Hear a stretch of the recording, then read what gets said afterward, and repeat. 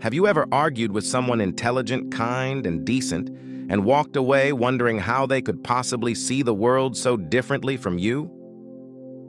I've had that experience more times than I can count. Conversations that start calmly somehow turn into confusion, frustration, and the strange feeling that the other person must be living on an entirely different planet. For years, I assumed the explanation was simple. One side was thinking clearly, and the other wasn't. Then I encountered an idea that completely dismantled that belief.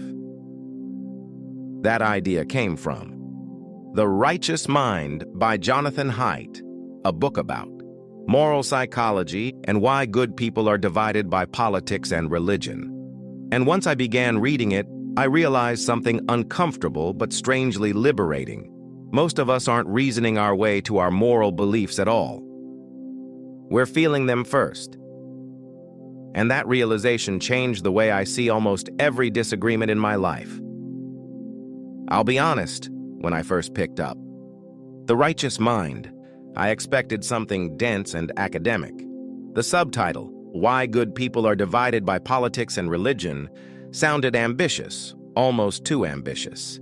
It felt like the kind of promise that no single book could really deliver. But very quickly I realized Jonathan Haidt wasn't writing a typical political argument. Instead, he was trying to answer a deeper question about human morality itself.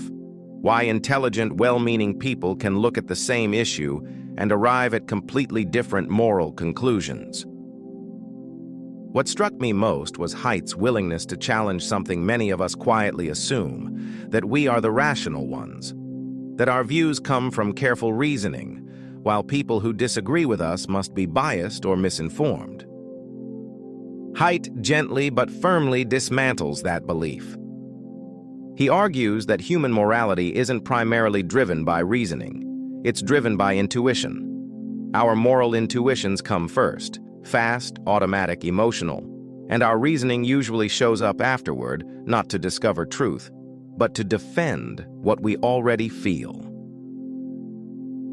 The more I sat with that idea, the more unsettling it became. Because if that's true, then many of the arguments we think are about logic or facts are actually something else entirely. They're battles between moral intuitions, and that realization set the stage for one of the most memorable ideas in the book. Haidt explains the relationship between intuition and reason using a metaphor that stuck with me immediately. He describes the mind as an elephant and a rider. The rider represents our rational mind, the voice in our head that explains things, debates ideas, and tells stories about why we believe what we believe. But the elephant is our intuition. It's huge, powerful, and it moves first. The rider might think it's steering, but most of the time it's really just trying to justify wherever the elephant already decided to go. When I first read that metaphor, I started replaying old conversations in my head, arguments about politics, religion, and moral issues that once felt so important. And I realized something uncomfortable. In many of those conversations, I wasn't really trying to understand the other person. I was trying to win. The elephant had already chosen its direction. My rider was just building arguments to defend it. From there, Haidt introduces what he calls moral foundations theory, a framework that explains why different people emphasize different moral priorities. According to this theory, human morality isn't built on a single principle. Instead, it rests on several psychological foundations that evolved over thousands of years because they helped human groups survive and cooperate.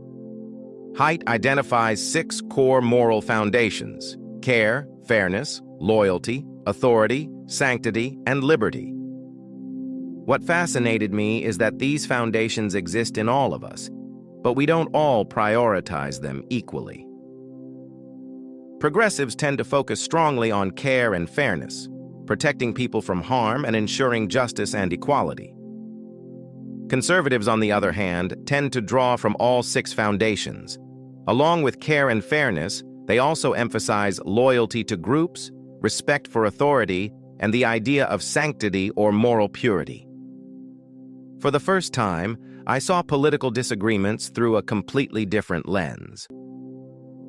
It wasn't simply that one side cared about morality and the other didn't. Both sides were moral. They were just drawing from different moral foundations. That shift in perspective felt surprisingly powerful. Because once you see political conflict as a clash of moral intuitions rather than a battle between good people and bad people, the entire conversation changes. Haidt also explores something even deeper: the idea that human morality evolved not only to help individuals survive, but to help groups cooperate. He describes humans as 90% chimp and 10% bee. Most of the time, we behave like individuals competing for resources and status, but under the right circumstances, we can also act like bees, cooperating, sacrificing, and organizing ourselves around shared values. Religion, traditions, and moral communities often serve this purpose. They bind people together into groups that trust one another and work toward shared goals. That group cooperation is one of humanity's greatest strengths. But it also has a darker side. The same instincts that bind us tightly to our group can make us suspicious of outsiders. Our moral circle often stops at the edge of the tribe we identify with. And that realization helped me understand something about modern political conflict. What we're witnessing isn't just disagreement. It's competing moral communities trying to protect the values that hold their groups together. By the time I finished The Righteous Mind, I found myself thinking about people I had previously dismissed as simply wrong. Not because the book convinced me to abandon my own values, but because it taught me something far more valuable: how limited my perspective might be. Understanding someone's moral framework doesn't mean agreeing with them, but it does mean recognizing that their beliefs probably make sense within the moral world they inhabit. And that recognition opens the door to a different kind of conversation. I think about this book often in everyday life. When a conversation starts to heat up, when someone expresses an opinion that immediately triggers that familiar surge of certainty in me, the feeling that I'm obviously right and the other person just isn't thinking clearly. In those moments, I hear Haidt's quiet reminder in my head: your elephant moved first. Your rider is just catching up. That awareness doesn't eliminate disagreement, but it changes the tone of it. Instead of trying to prove the other person wrong, I find myself asking different questions. What moral foundation are they drawing from? What value are they trying to protect? What might they be seeing that I'm blind to? Those questions don't make disagreement disappear, but they transform it from a battle into something more like an exploration. And in a world that often feels increasingly divided, that shift might be one of the most important insights we can carry with us. Some books give you information. The Righteous Mind gives you perspective. It quietly changes the way you look at people, arguments, and the invisible moral instincts shaping both.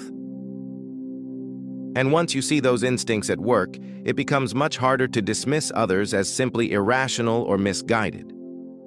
Instead, you begin to see a more complicated truth about human nature. We are all trying, imperfectly, emotionally, instinctively, to build a moral world that feels right to us. And understanding that may be the first step toward understanding each other. The more I think about it, the more I realize that understanding moral psychology doesn't solve our disagreements, but it might be the first step toward having better ones. If this resonated with you, like and subscribe to Well Read Club, where we break down the books that truly change how we see the world.